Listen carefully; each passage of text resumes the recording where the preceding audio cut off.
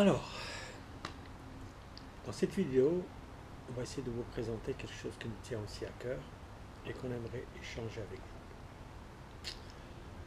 Tout un chacun est préoccupé par les problèmes de santé.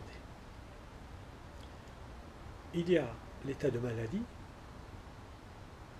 il y a l'état de santé. Comment se fait le passage de l'état de santé à l'état de maladie? La maladie est prise en charge bien sûr par la médecine classique, qui a tout un arsenal thérapeutique qui rend d'énormes services, que ce soit du point de vue chimique ou du point de vue radiothérapie, et ainsi de suite, ou chirurgical. Mais dans la partie psychosomatique et fonctionnelle, dont nous avons parlé dans la vidéo précédente, il y a ce qu'on appelle les thérapies alternatives. Comment se sont développées ces thérapies alternatives et pourquoi il y a tant de thérapies alternatives? Ça veut dire que quelque part, on n'a pas trouvé ce qu'il fallait, ce qui nous permettait de retrouver l'état de santé avec la médecine classique.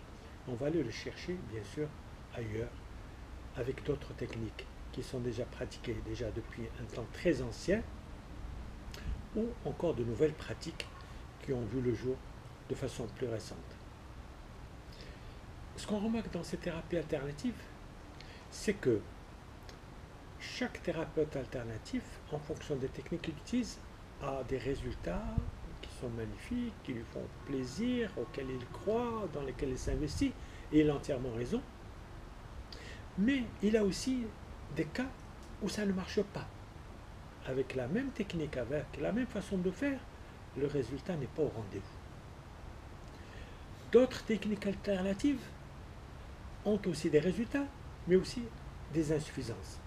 Si maintenant on réfléchit un peu, on devrait pouvoir prendre ce qu'il y a de bien dans chaque thérapie alternative, essayer de comprendre quels sont les éléments fondamentaux qui interviennent et qui permettent justement d'avoir un résultat donné. C'est de la recherche, c'est de la gestion de ce genre d'informations qu'il nous faut. Or pour cela, il nous faut une structure. Cette structure, son rôle sera de recueillir un échange informationnel entre toutes les personnes qui sont intéressées par leur état de santé ou qui ont des préoccupations concernant leur état de santé ou l'état de santé de leurs proches et les solutions à apporter à ce genre de préoccupations. Et pour que cela marche et fonctionne, il faut qu'il y ait un échange entre les personnes qui sont concernées par leurs soucis de santé et bien sûr des gens qui sont là, qui s'investissent dans la recherche des meilleures techniques et des meilleurs outils à utiliser, pas de façon globale, mais de façon spécifique pour chaque problème, pour chaque cas particulier. Or, il existe autant de techniques, d'outils et de thérapies que d'individus. Parce que l'être humain, c'est une entité particulière. L'être humain est un univers à lui tout seul. On ne peut pas trouver une technique qui puisse faire l'unanimité sur tout le monde. C'est impossible, c'est pas possible, c'est pas logique, c'est pas cohérent. Donc, qu'est-ce qu'on peut faire? On ne peut faire que du sur-mesure.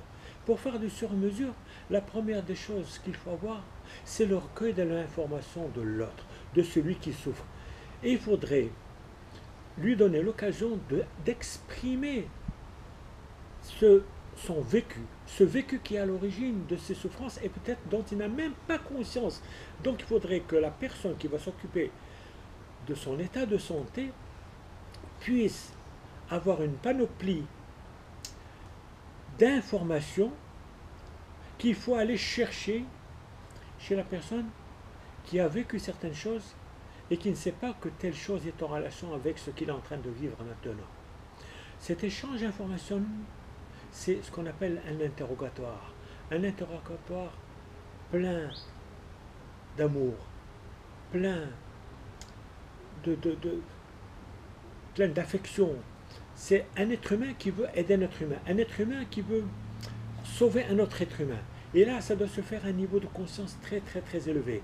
C'est comme si j'avais un certain nombre de connaissances que je veux partager avec toi pour t'aider à sortir de ton problème. C'est un échange d'amour, et je dis bien l'amour en grand, avec un grand A, pas l'amour au sens banal, c'est l'amour divin, l'amour qui fait que quelque part, nous sommes tous frères, nous sommes tous issus d'un même, d'un même élément. Pour ça, nous avons pensé à créer ce qu'on appelle le groupement d'études et de recherche sur les thérapies alternatives.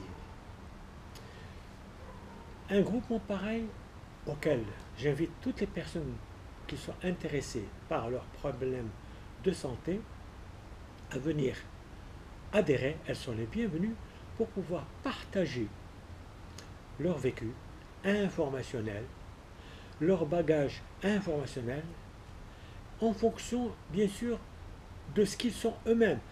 Et là, ce n'est pas limité ni aux médecins, ni aux biologistes seulement, puisque tout un chacun est concerné par la santé, donc tout le monde est le bienvenu.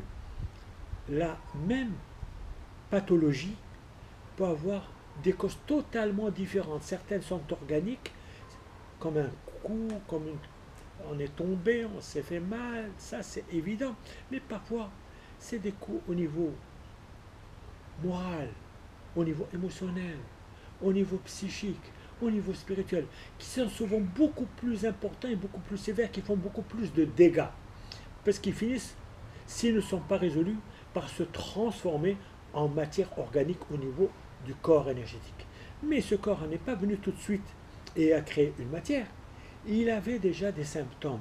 Or, il faut pouvoir analyser ces symptômes et leurs effets sur le corps sous forme de dysfonction. Donc la dysfonction va précéder cette organisation de matière qu'on va ensuite peut-être enlever par la chirurgie ou autre chose. Donc, il faut pouvoir avoir des outils. Les outils actuellement existent. À côté des scanners qui mettent en évidence un état de désorganisation matérielle ou une apparition matérielle d'un événement sous forme de tumeur, sous forme de kyste, de fibrome, il y a aussi des scanners qui permettent d'évaluer l'état fonctionnel d'une personne. Comment ces organes fonctionnent, quel est le niveau de stress atteint par chaque organe et qui finit par engendrer un symptôme. Grâce à Dieu, il y a des gens qui ont réussi à inventer de tels appareils, tels que le physioscanner, le Métatron et ainsi de suite. Et ces appareils nous sont d'une très grande utilité, puisqu'on peut savoir à quel niveau de stress se situe chacun, agir à ce moment-là pour empêcher une évolution organique. Donc, si vous êtes intéressé par ce langage, si vous voulez adhérer à un groupement dont le but principal est la recherche du bien-être, du mieux-être et du maintien d'un état de santé optimal, vous êtes les bienvenus et vous pouvez vous inscrire dans ce site. On vous fera parvenir bien sûr les éléments qu'il faut pour que vous puissiez remplir une feuille appropriée et nous vous tiendrons au courant des prochaines manifestations que l'on tiendra et pour lesquelles vous serez tous invités. Merci.